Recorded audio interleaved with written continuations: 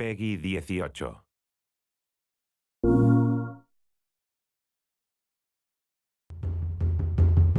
The combat in the game feels very intense. Very personal. It's like closer cameras, more intimate.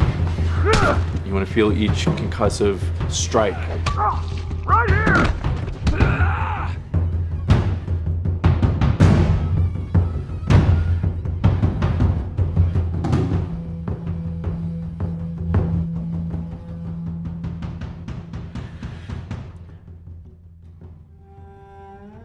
The people you're fighting in this world are no different from you. They're survivors just like you. They're trying to find anything to get by.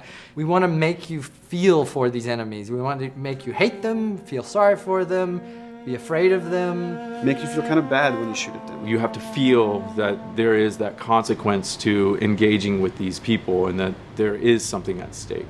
Your objectives aren't lining up, so now it's time to kill or be killed.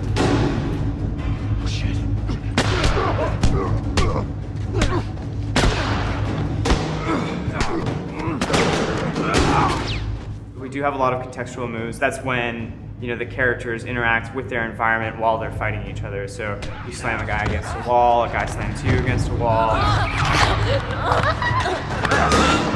Grounding of the combat in the game world, which kind of makes it a lot more interesting and more real. Nothing really says you're in this environment like having your head slammed against it.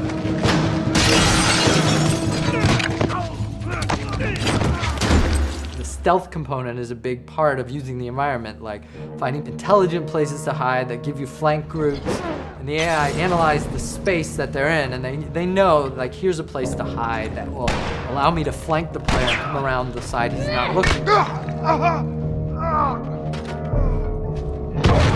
The space you're playing in is an extra character, and it's going to change the dynamic of every combat that you play.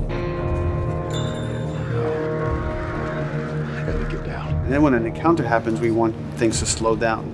I'm going to use this thing that we call listen mode. Lets Joel kind of focus his attention, his hearing. I'll check out this area. Go check over there.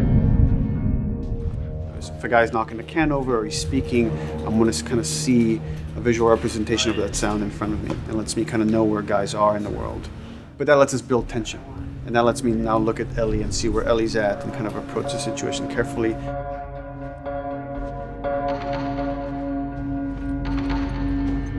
The AI are helping you and you are helping them, and there's a back and forth. For example, Ellie will start doing things like picking up a brick and tossing it at enemies to distract them and to help you out in combat. What we wanted them to do is to have their vocals be an assistance to you in gameplay. Ellie will call out when an enemy is near you and is just starting to gain line of sight on you. She'll say on your left or on your right and try to give you some hints as to where the enemy is.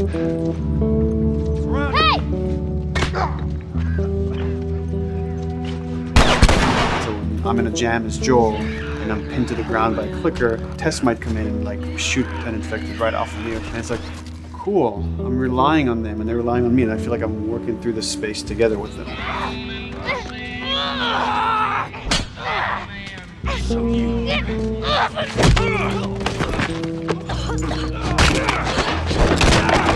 You might say, they did a bad thing. They killed somebody. They didn't do something that seems fully morally just. Well, you're going to think that they're bad people unless you, as the player, feel how terribly difficult it is to survive. The pressure is so terrible in this world that you just have to make a choice and live with it. Right now, I'm gonna jump down there and I'm gonna clear us a path. What about me? You reckon you can handle that? Just so we're clear about back there, it was either him or me.